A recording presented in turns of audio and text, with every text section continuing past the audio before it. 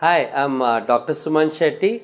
I am a specialized dentist in Chisel Dental Clinic. Veneers and crowns are both dental restoration methods that can improve the look and function of your teeth. Porcelain veneers are paper thin structure which are bonded to the front surface of the teeth.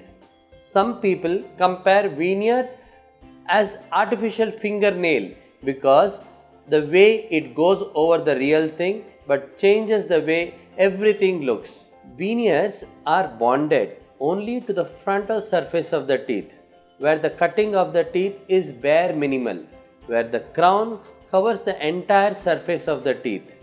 Veneers are pretty thin compared to crown.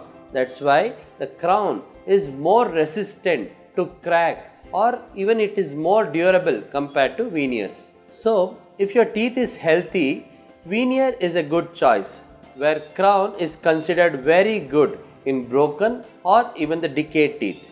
Veneers mostly addresses the cosmetic issue, whereas crown can take care of both cosmetic and also your functional needs.